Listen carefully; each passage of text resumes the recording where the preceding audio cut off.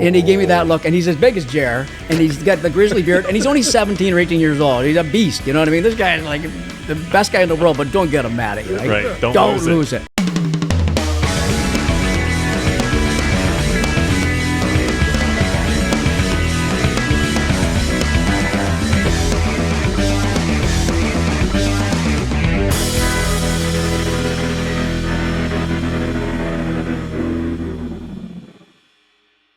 All right. Hello, ladies and gentlemen. How are you? Welcome to the Riff with our new episode. And my name's Gary, your host, and with me, Jeremy. Hello, how are you? My co-host. How's it going, buddy? I'm doing okay. Life is good, right? Yeah, doing okay. Winter, Canada. Freezing outside, and I did watch the Winter Olympics, the opening ceremony. Just started, right? Was that yesterday? Yeah. Yep, just started yesterday. And I was kind of wondering, like, you see all the athletes come in and stuff like what they represent or what sport they're into, and there's some kind of crazy, weird sports out there for winter. And yeah, all the Olympics, every time there's an Olympics, it's like, what the hell is this sport and how did someone get so good? I got to look it up. Like, how did that happen? Like, how do you become a ballet dancer who skis like a million miles an hour? And you're acro ski, it's called. That's the weirdest shit ballet. Ever. Or this like luge and like skeleton, like, how do you sign up? Like, it's like, hey, my kid's in skeleton. Like, that's it's called skeleton. I'm not signing my kids up for it. And what is it? Like, the skeleton guys go head first and the luge guys go like feet first. So it's like the luge guys, were they like too scared to go head first? So that's why they're like, I don't know. Like, what's going on? I don't know. Help me out there. You mentioned the ski ballet thing, which is like, orchestrated or choreography in terms of flips and, spins and all that kind of stuff. I can do that on a ski hill, but it's not choreographed, and it's on a mogul hill. Yeah. I don't have a chance on that. And they got to get that. I don't call it ski ballet, though. I just call it wiping out. That Aussie break dancer chick, that Ray Gun or whatever, you got to get her on skis. So I would love to see Ray Gun on skis. That's a sport, That too. was one of the funniest things I've ever seen in my life, and I love it so much. The downhill stuff. And the dog sled thing, like, what's with that? Like, who gets the medal, the dogs or the guy? Like, that's true. Dog sled is a sport. Or do they get little tags, little gold, silver, and the dogs are doing the work, I would imagine. Give them a dog collar gold medal or silver medal or whatever. Anyway, so, yeah. They deserve that. Live and learn. Well, anyway, very enjoyable, and I hope Canada does really well, and it was good to see that last night. Now, we have a guest today that I'm excited to meet. And very interesting guy, and let's read his bio. So our guest is a well-known Canadian TV personality and one of the most revered and popular anglers in the country, widely recognized for his show Fishin Canada with 3.5 million viewers. His tremendous passion and knowledge for the sport has endeared him to audiences and Fishin Canada fans nationwide who still see him as just one of the boys.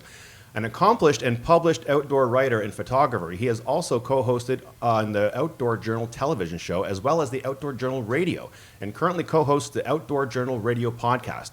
In 2012, he was inducted into the Canadian Angler Hall of Fame, something he never dreamed would happen.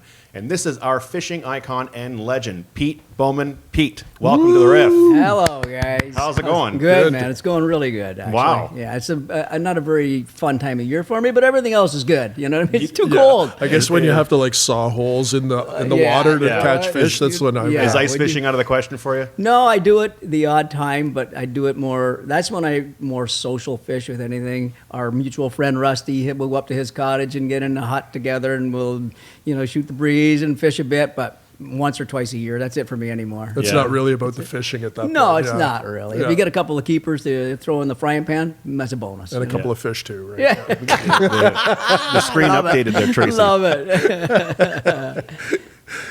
Yeah, well, so let's go back to the beginning then. Where did all this happen? Like, where were you born? Where did you grow up?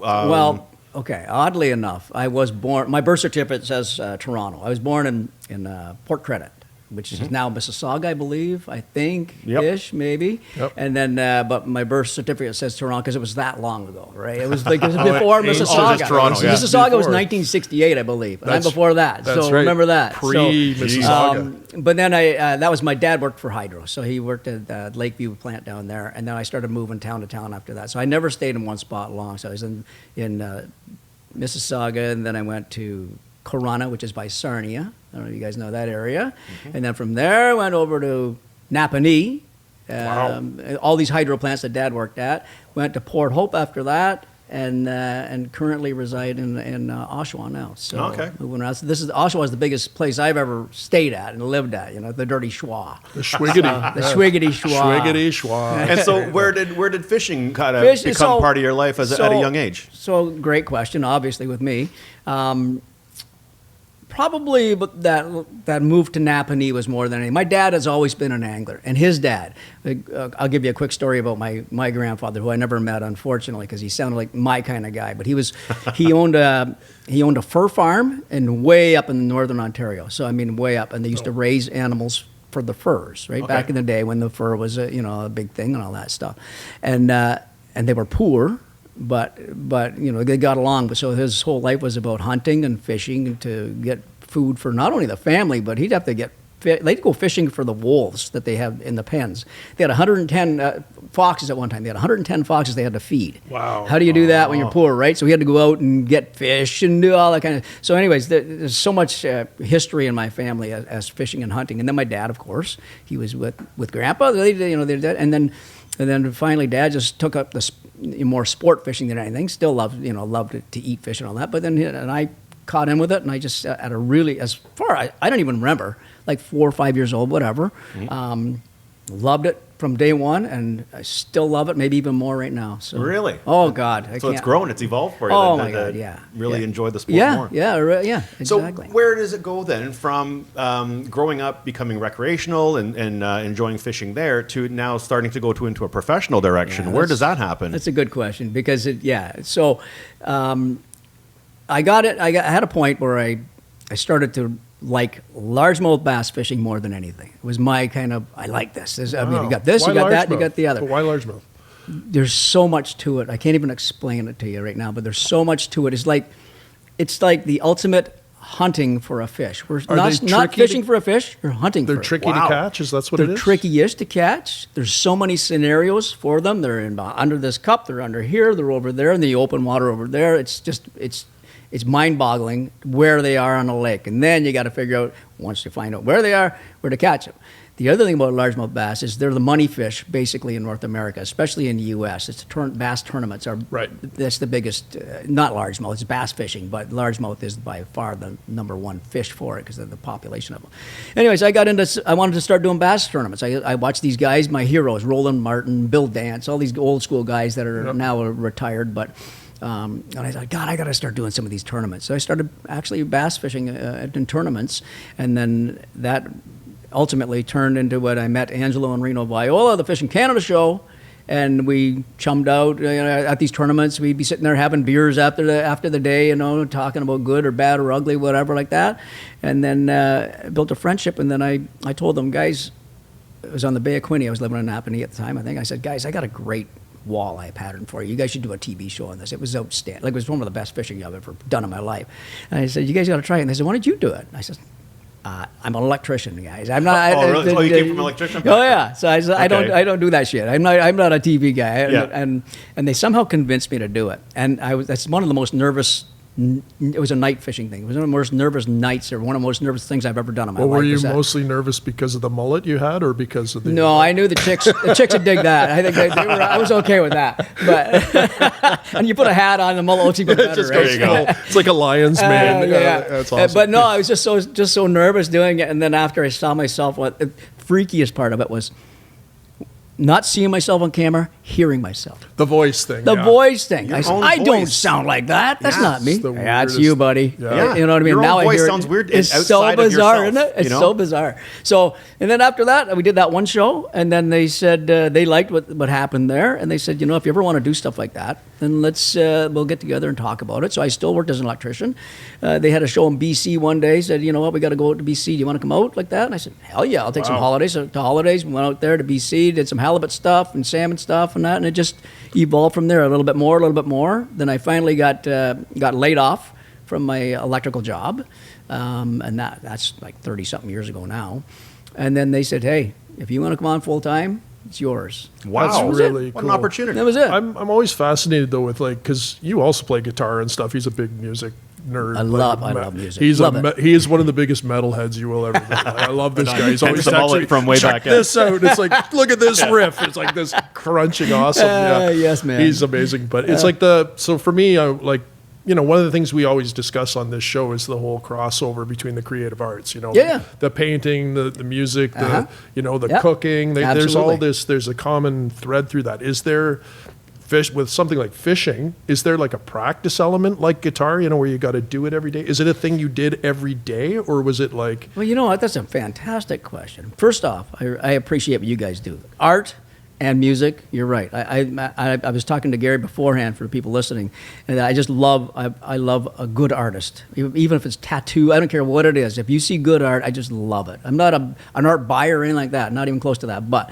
I just love seeing good art. You know what I mean? Somebody's talented like that. It's like, wow, how does that happen? How does that go onto a canvas, onto a paper, whatever?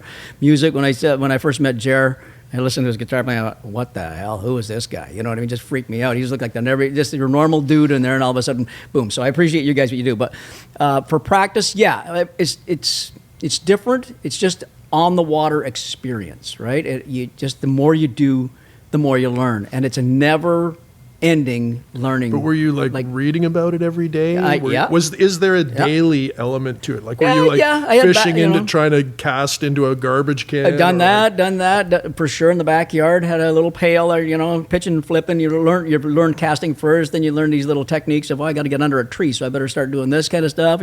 You learn how to skip a lure but you have to do that on the water. But you still get out there and you start doing it like that. So and reading. I read Bassmaster magazine and Fisherman magazine back in the day and watched the limited amount of fishing shows I could watch because it was very limited. There back wasn't then. much. No, there wasn't. No, Red Fisher when I first started. It was Big Red. So I remember all he did was drink a crock of whiskey. You guys were my first introduction into fishing TV. That was Fishin Canada. I turned it on. I'm like, this is cool. I remember we'd be all hungover, Rusty too.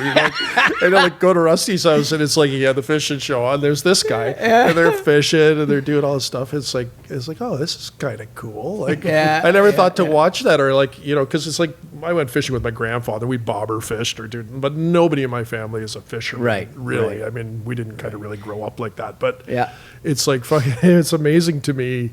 I always thought there was an element of luck to fishing until there is. I went fishing with this clown. So we go up to we're on Rusty's Lake, again a mutual friend of ours. To the listener, we are very close friends with another friend, and we go out on the water and we're sitting there fishing, and we're in this hole.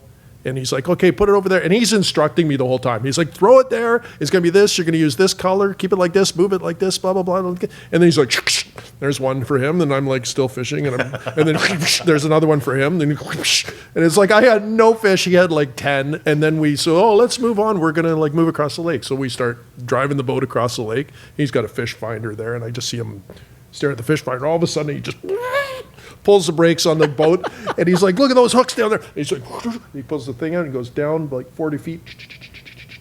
Like pulls up a lake trout. Like I'm like, hey, what kind of magic juju is this that he knew how long 40 feet was by holding his rod out. Like that's experience, right? It's amazing. You know what? It's experience. The reps are unreal. Right? See now, you'll see my shirt Garmin right now. The electronics now play a big role, but much bigger even than that day that you were out when you and I and Rusty were out. It's huge because now we're to the point I'm looking ahead of the boat at 80 feet. I can see a fish ahead of the boat at 80 feet. I throw to 90 feet. I see my lure hit the water. And so it's to that point right now with electronics. It's crazy, right? And a lot of people, it's a whole controversial subject. The fish don't have a chance and all that. Well, that's bullshit. The fish are not going to eat if they're not hungry, right? Yeah, so you're just putting your best chance at getting that fish. Because you guys still do get skunked every once in a while. Yeah. It's part of fishing, right? It's part of that. So, but yeah, you build instinct. I remember that same day, though, he's making me look like a hero, but we went into a spot, there was a sunken tree, I remember it, and I said, okay, I know there's largemouth in here because I saw a 5-pounder here yesterday or whatever it was. So we went in, he caught the biggest one, or maybe Rusty, one of them. Rusty, but then you got the next biggest one, and I got this little 12-inch dick. So you know what I mean. So it's like, I'll tell you, you did all right there too, buddy. So yeah, exactly. Yeah. So. Oh wait, before we go further with the questions, I got to ask you to tell this story, because what was that story about? You lost your lure and then you got it back, remember? Oh God. You want to hear that? This blows my mind. This is like the ultimate fish story. Let's hear it. So really this is many, many years ago. So we went to to the Sudbury area. My mother's family was from the Sudbury area. My dad's family was way up north, right? So I got north all that. So that's why every summer we would, that's why part of fishing is part of my life. Because every time we go to the camps, the cottages, whatever, it was always fishing, right? Mm-hmm. So we got onto this lake, and my one cousin, who was an ardent fisherman and I was a young people, and he says, Pete, I got this new topwater lure. It's insane. It's magic. It's blah blah blah, and it's a lure that stays on the surface and it crawls around. It's called a crazy crawler, and it's pretty cool looking lure, right? And it was red and white and all that stuff. He says, you're at the cottage. He says, use it, but don't lose it. Oh. And he gave me that look, and he's as big as Jer, and he's got the grizzly beard, and he's only 17 or 18 years old. He's a beast, you know what I mean? This guy is like the best guy in the world, but don't get him mad at you, right? Right. Don't lose it. Yeah. Fast forward, I'm working along, dig. So I put a steel leader on. So they use steel leaders with pike and muskie and that, but we never do a bass, right? So it's kind of, it impedes the action. It's ugly. It's blah, blah, blah. Put this ugly steel leader on just so I wouldn't lose the lure. Dig. Whoosh, the fish grabs it, set the hook, and my line just comes flying back at me. I think in the leader, what the hell happened? And I looked, and that piece of shit leader broke. Like it literally, the steel broke. My line didn't break. The steel broke. In the back of your mind, you're hearing his voice echo in your head. Don't lose it. Because I'm with his younger brother. Yeah. And I looked back to Tom and I said, what just happened there? You know what I mean? It's sort of like that. So we're sitting there after I'm mesmerized, and I hear a splash, and we're in the lily pads, real shallow water. I hear the splash, and I what was that? Then I look over and watching, and literally I saw that fish jump, because it's got the lure in its mouth now, right? So they will jump the odd time to try and get rid of it. Oh, okay. Yep. Right? Try and clear it out of their face or whatever. I said, that's the fish. That's my lure. So I don't know what brought me to this. I said, let's go over. We'll paddle over, because we had a big boat and didn't want to put the motor on. Let's go over and see if we can see it. Long story short, we get over there, and I'm just sitting there looking down, looking all around, waiting. And this is not a bullshit story. This is a real story. Okay. Looking around, and I look down the side of the boat, and I see a white spot, that big, white spot. And I'm thinking, the lure is a red and white. There's red, but it's got a white head. I says, I think that's the head of the lure, Tom. And he says, no. I says, don't move, because you're going to scare him. I says, then he looks closer, and literally I could see the fish then. I could see the body of the fish. So how long of a period of time is this from when you lost the lure to? It's probably 3 to 5 minutes, believe it or not. Like, right. It's not real long, but not real quick either, right? So what am I going to do now? I see the lure down there. I see the fish down there now. I'm going to drop a net down. Well, he's going to be gone or whatever. Got to I be don't stealthy. know if your Toronto audience is going to like this or not, but this is good. I get one of the oars in the boat, right? Big, thick oar. And I said, I'm going to pop him. I gotta try and get the fish. So I'm right above the fish, and I'm just holding. I swear to God, holding above the fish. And I says, "Here we go, Tommy." Whoosh, as hard as I could and as fast as I could, and the mud, because it's lily pads, so there's just mud everywhere. It's just nasty. And then I said, I'm going to let everything settle. And I let everything, then it finally cleared up. Now we're talking 10 minutes. Now, after I shot the oar in there. The sediment settled. And I look down, and there's this pike laying on its side now. Oh, jeez. And there's a lure hanging on his mouth. I said, are you kidding me? Lift him up with the oar like that. Tom, grab that thing. He grabs the fish. We throw it in the boat, and I get the lure back. That's insane. It's such a wild story. Well, sorry, finish your story then. Just before I close it off, so we kept the fish. It's just dead, right? And pike are good eating, right? Sure. They're really good eating. So I brought it back to the camp, and we put it on a stringer at the end of the dock. We're going to go fishing later on. Come back about 2 hours later, and a turtle ate the fish. I swear, snapping turtle ate the fish. Then we got the fish. This is a true story. I swear. I mean, I'm sure people have good fish stories, but you got to top that one. It's pretty tough, wow. right? So I thought you were going to say, the fish came over to the boat just to say, hey, guys, you don't mind? Excuse me. I'm free here. I can go, but you mind? Yeah, no kidding. That'd been kind of nice. Still has the lure. But no, he got a paddle to the I hit him pretty good, boys. I'll tell you. That's wild. Talk about the Olympics. I could be be a good javelin thrower. Pretty accurate. Paddling in the new Olympics. Oh my God! So, anyways, yeah, that's one of my favorite fish stories of all time. Yeah. Now, what about in terms of the TV show for Fishin Canada? What happens there when, and is there some times where things kind of don't go quite right for TV and, you have to... Absolutely. Yeah. So, it's fishing. Number one, we're against nature, right? It's a different thing when you're... Nature? What do you mean you were against nature? We have to catch fish to make a TV show. Got it. So if it's us against nature, they don't want don't worry about it. And then if the cameras break down, you saw this right here before the show. Your camera did a little thing out in the field. You got all that, but we have to catch these fish to begin with. So there's an element there that really people don't understand, because with your art, you got everything is kind of right there, and it's all about you, what you're doing. It's if you make a mistake, situation. it's control. Right. Jars, guitar, same idea. I can't get that scale right. I'm going to work on that scale 100 times today, and I'm going to get it right.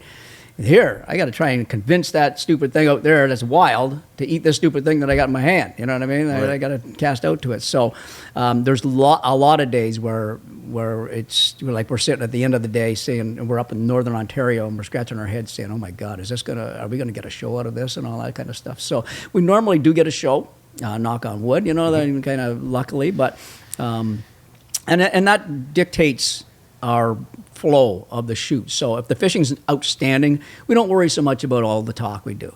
If the fishing's not outstanding, then we got to supplement it with some good content. You got to talk your way through it. Yeah. So most importantly, how did you learn to fish without swearing?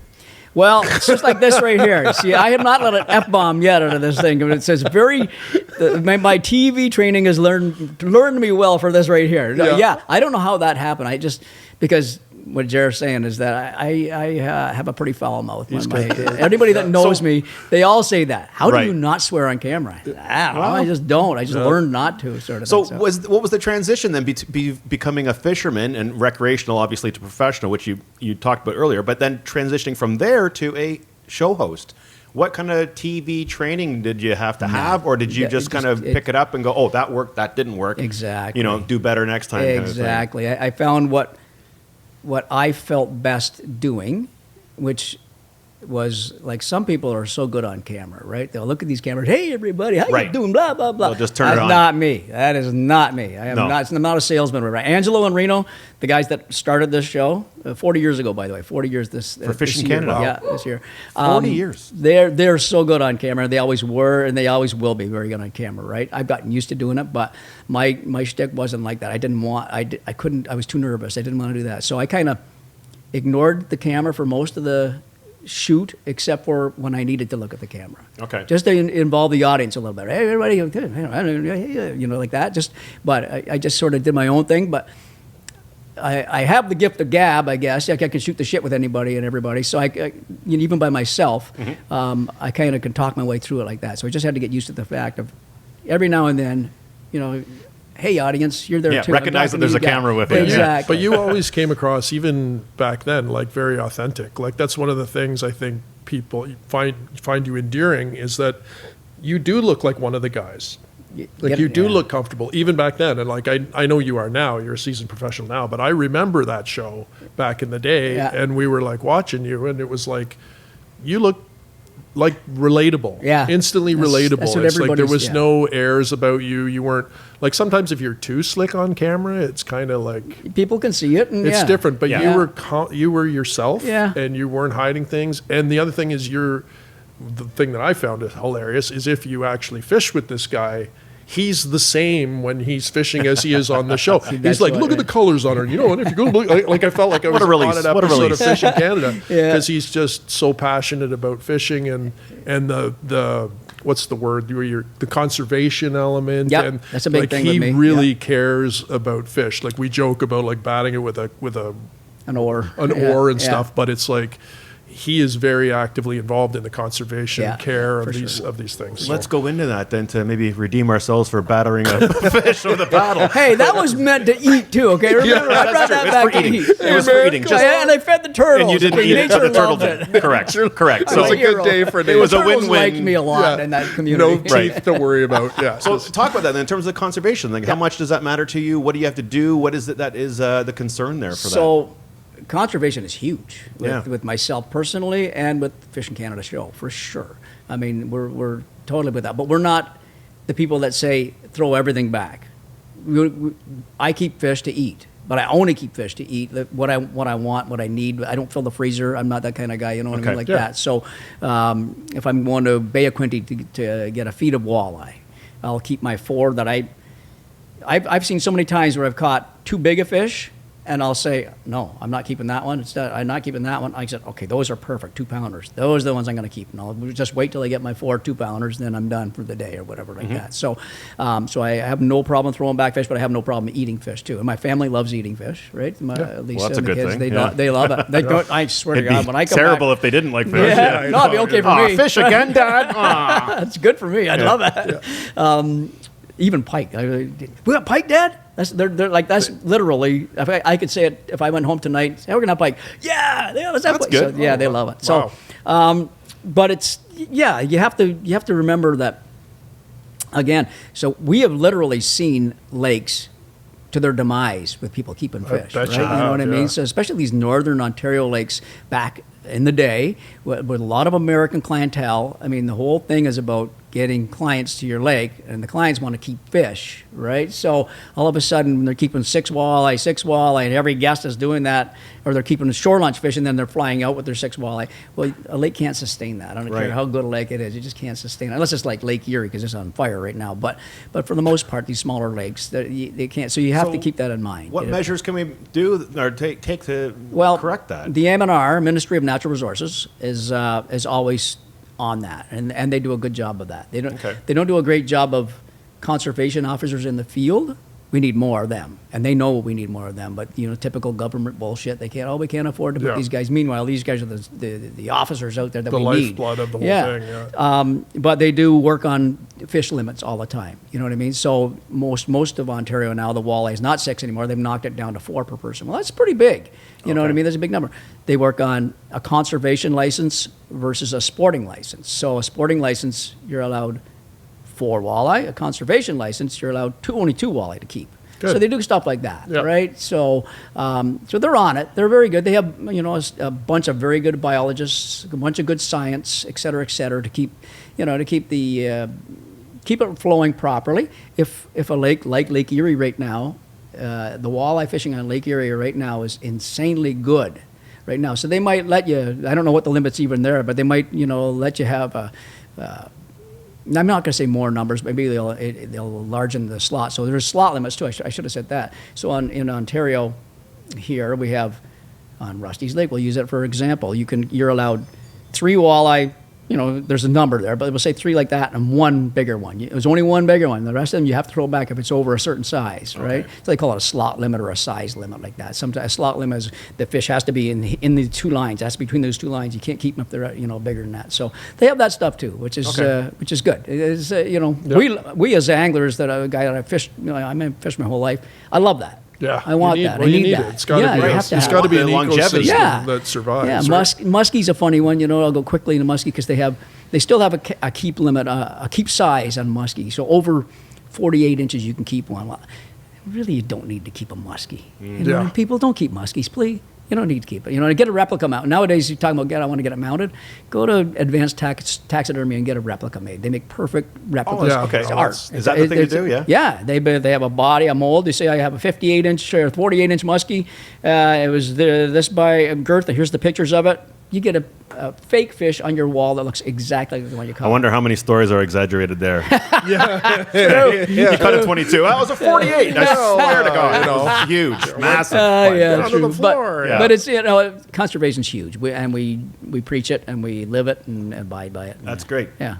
Yeah, it makes you for a responsible angler, right? Yeah. And you want the longevity of this sport. I want the longevity for me, and I want it for my kids, and I want it for your kids, and I want it for you guys, and I want it for everybody. It's been generational for you, and you want to pass that down as well, right? A lot of people don't understand. Typically, hunting and fishing is about, a lot of it is about population control of. Sure it is. If you got too many deer or whatever, that's when they say, okay, hunters, go do. We're part of the ecosystem as an apex predator to keep it in check. But it's like when it goes out of whack, Yeah, especially like with you say, hunting. Especially taking with too hunting. much, but it's like the fishermen play an important Sure they do. role in controlling Absolutely. species. Yeah, Right? and most fishermen, I'm going to say most fishermen, a lot of fishermen are hunters as well. A lot of them. Yeah. They cross over, you know what I mean? Yeah. Not all of them, but a lot of them are. And to me, hunters are the best stewards of conservation. Yeah, they killed a deer. That's not conservation. No, what Jared just said. When they're overpopulated, then the coyotes get in and they're overpopulated because they're after the overpopulated deer. And it just goes on and on and on. One thing leads to another. It's just Yeah. one It's a and problem, it's right? a problem. A lot of people see like the animal lovers, and I get it. I love animals too, but Yeah. it's like they see them as the villain, as the hunters and the fishermen. Right. They're not actually. They're not the villain. They're the stewards of it, and they're the ones that, like you said, care the most too. Right. Like And it's very calculated. There's numbers. The M&R uses numbers to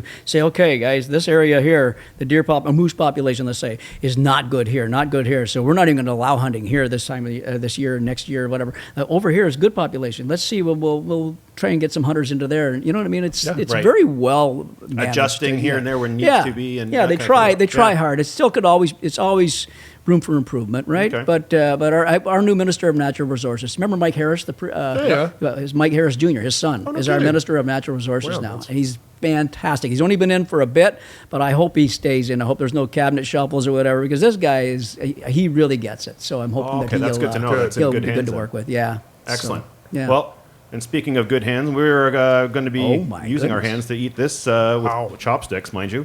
And funny enough, it is raw fish with sushi. Fish. There you go. Figure. Yeah. Look at how appropriate. I love it. This is all sponsored by my-toronto.ca, and I'm going to hand it over to Tracy.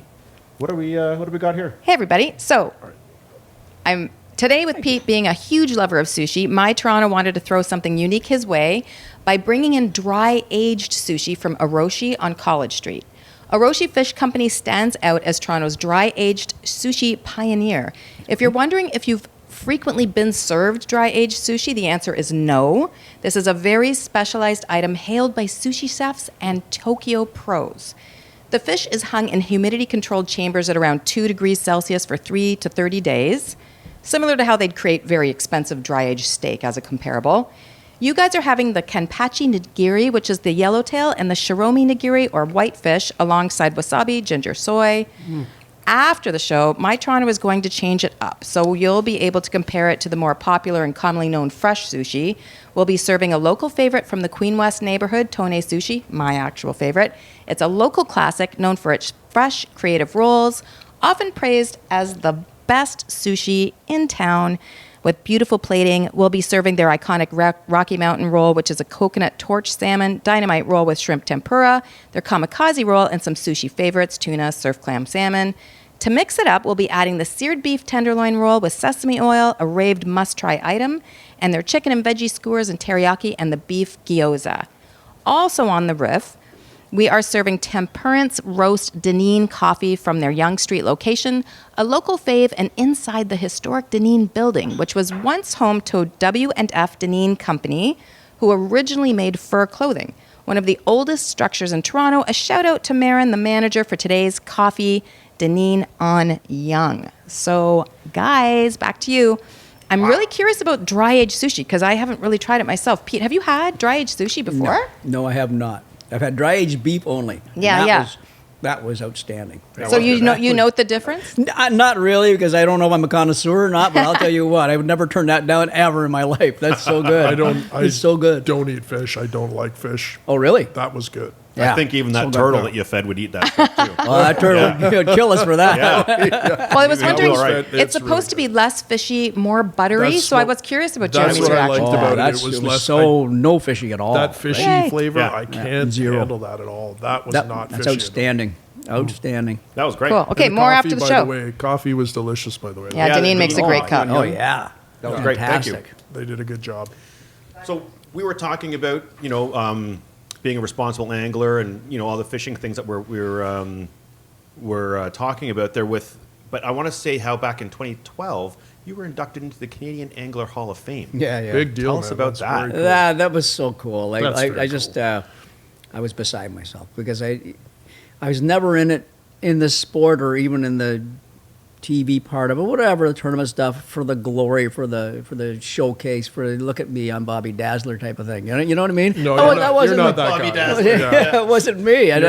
So when I all of a sudden first you get nominated, and then all of a sudden you're there, and you. And then the Angler Hall of Fame is an industry breakfast, and it's full of all the industry people like that, and then they call your name up. And this year's recipient was Pete Bowman, and I freaking got a standing ovation. It was like, oh my God, are you kidding me? And my mom and dad were there, Rusty and Laura were there at that, my family and all that stuff, and then of course all these industry players that I have known for years, but they're the higher ups in all the companies and all that stuff. Very cool, very humbling, very cool. Yeah. You know what I mean? Something I would have never ever expected. Would have never said, "Hey, what about me?" Right. I'm not that guy. No, I wouldn't have you're said never that. been You know what I that mean? guy, I yeah. wouldn't have done that. But that said, it was pretty cool. Something to really appreciate, not so Very- much like I'm do this kind of thing. Exactly. Because you've put It your surprised me, man. It You've put surprised your me. years in, yeah. Yeah. But it just was a total surprise. I went, "Oh my God, you kidding? Oh, thank you. Thank you very much." What a So- nice recognition. Yeah.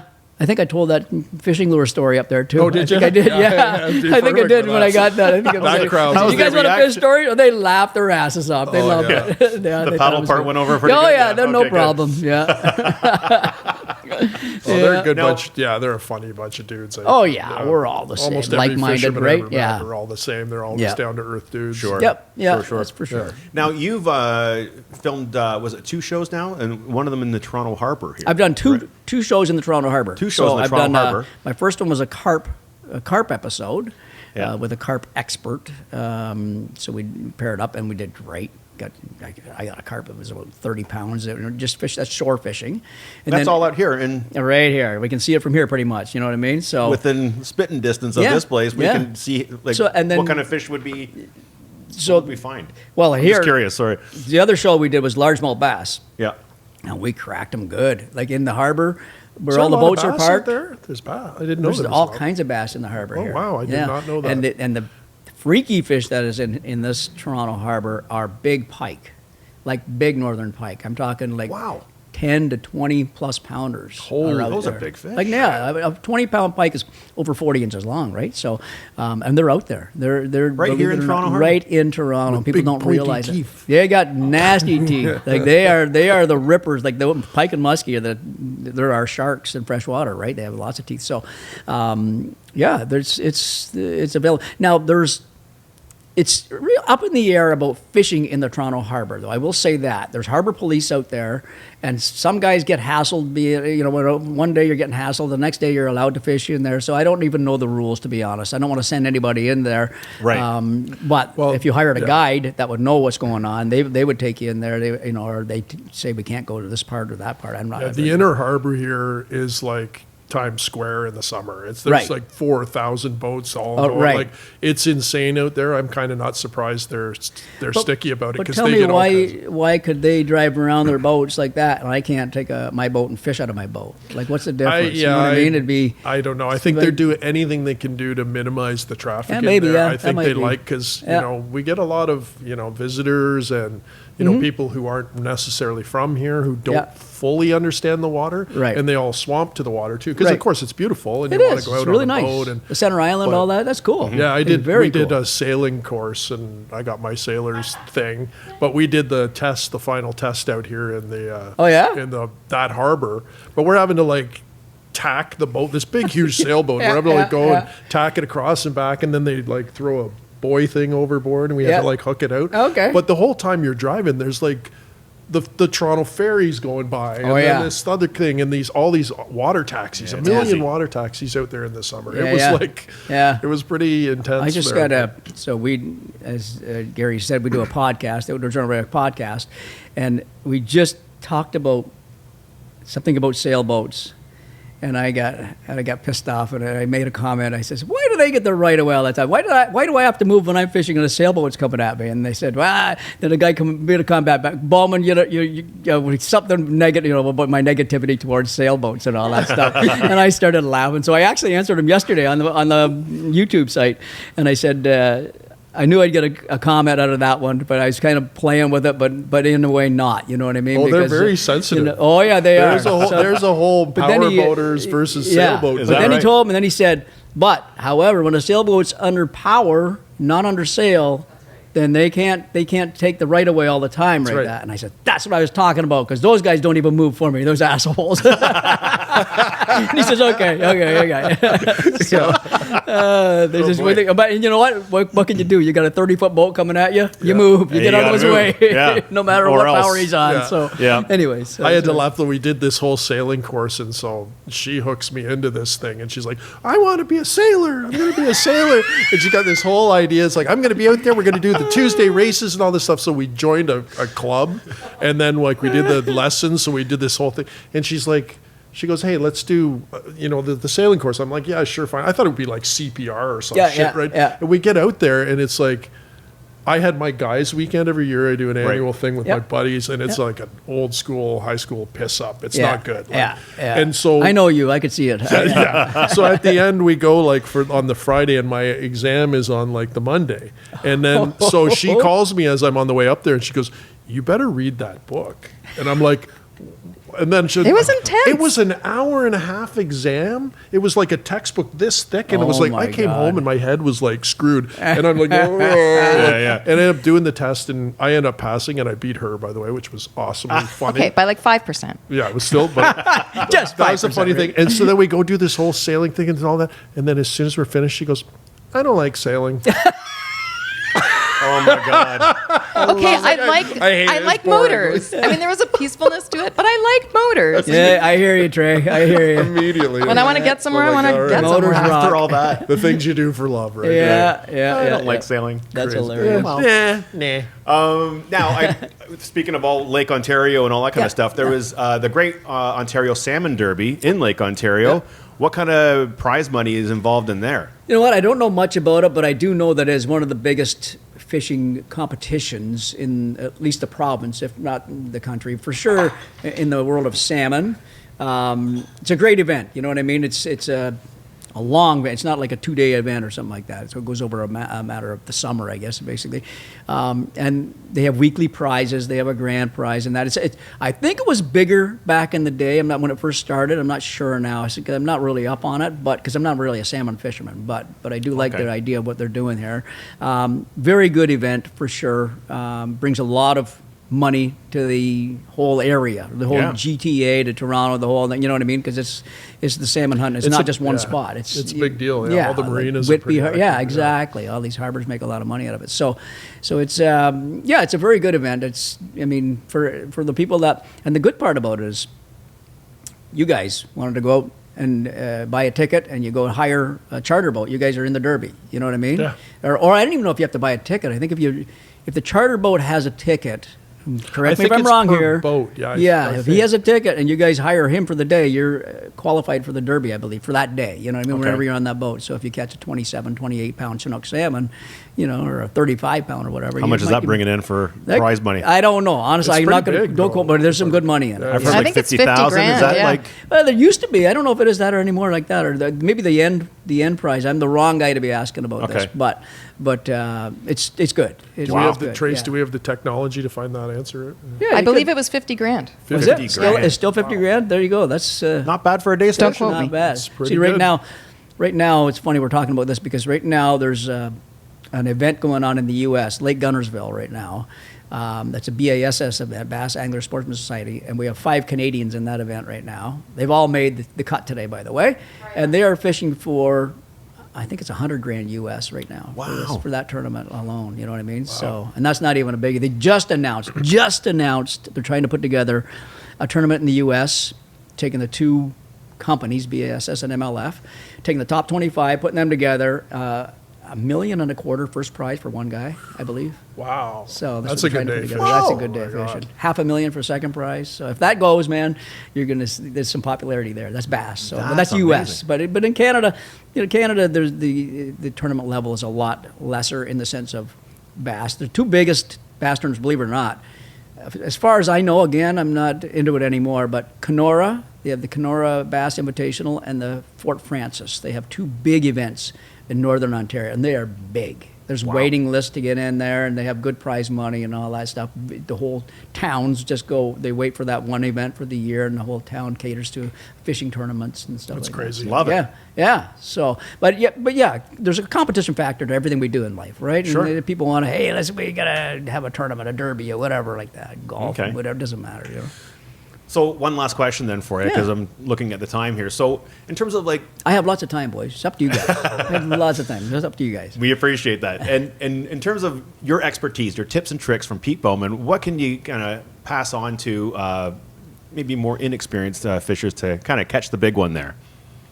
Well, I don't know. I mean, you have to, obviously, time on the water is the biggest thing, right? You have to. You gotta put the your more hours you can in. learn, the better your odds are of catching a bigger fish or whatever like that, or more fish. It depends. Some people don't want to catch big fish; they want to just catch more fish. It's kind of a combination.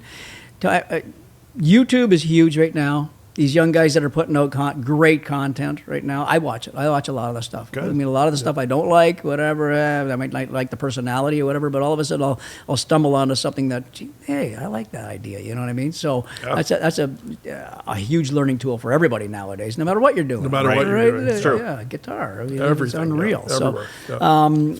and then time on the water, and just kind of don't get frustrated or tap out real quick, because again, as I mentioned before, you're against nature, right? You're trying to catch this little creature that's sitting there swimming, and his daily life is eating a minnow over there, or whatever it may be. Right. And you're trying to force feed Avoiding that guy, paddles. You know what I mean? Yeah. I don't want to be that old guy, but I'm going to be that old guy. It's like the chase is a big part of the catch. It's is. like the longer and the harder you work for something, when you attain it, the celebration is even bigger. Yeah. Like everyone's like, oh, I just want to have this thing. But it's like if you have this thing and it didn't struggle to get that thing, Yeah. it has no value. So Yeah, there's no yeah, happiness. yeah. So hunt, It's in like the the pursuit. longer you work, the more you work. Absolutely. Muskie anglers. So I'll get into this very quickly. So the true muskie anglers that are usually fishing Northern Ontario. Northern Ontario is the best muskie angling in the world, by the way, just to let you guys know. Wow. Northwest Ontario is unbelievable. Sunset country, they call it. These guys, if they come back without a fish in the boat for that day, and they had 3 or 4 fish that followed their lures into there, and they did the whole figure 8, but it didn't bite, they're happy with that. That's a successful day for them. We had 5 follows today. Wow, it was awesome. That's how dedicated to these guys. You know, these guys are. Like, they're the hardest core of all. I don't care what anybody says. The muskie anglers, I just tap out to those guys all the time, because they are the best of the best in sense of hardcore, right? You know, they're not the best of the best in case, you know, a walleye, a bass, a muskie, or whatever. Yep. Just hardcore, out in the elements, snowing, ice, breaking ice, doing whatever, just to get that one bite of that day, or those 5 follows. And they do it because they love it. They do it because they love it. It's in their blood. Yeah. Yep. Wow. Well, yeah. And it's certainly in your blood, and we can see that, you know, you're loving it. It's a lifelong pursuit, right? Oh yeah. So absolutely. Well, listen. Thank you very, very much for coming on the show today. Yeah, so great. Guys. It's fun. It's fun. What a learning session here to know what it's like. I hope your audience enjoys having a fishing guy, because it's kind of different than what you've had salmon so far, derby is right? a big part of Toronto. Yeah. It's been around a long time. And I'm going to give a shout out to Toronto. Please do. In case somebody wants to fish around the Toronto. Fish City Tours, a guy I know, Taro Murata, he will take you fishing in all this whole area around here. I would look him up. He's really good. He's eccentric. He's a little bit of a character, but that makes him even better. That's better. That's a better fishing He'll love trip. that when he hears this. He'll say, yeah, that's me for sure. Cool. And then the Niagara River, Paul Castellano, Cast Adventures. So the Niagara River is another phenomenal fishery. It's right around the corner here, right? You can find that in the caption below the video. Okay. Throw that in there. So those 2 guys, I give shout outs to those, and then all the charter boat guys from Port Credit to Whitby. If people don't have boats and they want to get out, I highly recommend that. Well, let's give you a shout out too in terms of your YouTube. You're Fishin Canada on YouTube, At Fishin Canada, yep. and your handle at Fishin Canada. Yep. All right, and then you got your guides in Toronto that you mentioned. Yeah. So our Instagram is at Fishin Canada Official, Fishin Canada on Facebook. If you want to follow me, I'm Pete Bowman _fishing on Instagram. What else we got? The Fishin Canada show is on Wednesday nights on Sportsman Channel Canada, Friday nights on World Fishing Network, Saturday mornings, 8 o'clock on Global. That's our main feed on the TV on Saturday mornings. And they're all new shows coming out. We just had a new one this morning. I know you guys watched it, right? Absolutely. Yes. Oh, yes. We'll watch. And 8 o'clock Saturday mornings. And I think that's about it. Fantastic. Well, thank you very much, Pete. Hey, guys. Great to see you. It's been a blast. All right. Thank you so much. Take care. All right. Wild. Jeremy. Fish, right? Fishing, now fishing, I want to fishing. fish. I want to go fishing now. We ate fish. We talked fish. We learned about fish. I love it. Amazing. Yeah, we ate it too. Yeah, that's pretty good. Well, I think we can wrap that one up for today. Looking at the time, I think we're all good. Yep. Well, Okay. have a good week, man. And, Yes. You too. All right. Well, that's a goodbye from me. And it's a goodbye from him.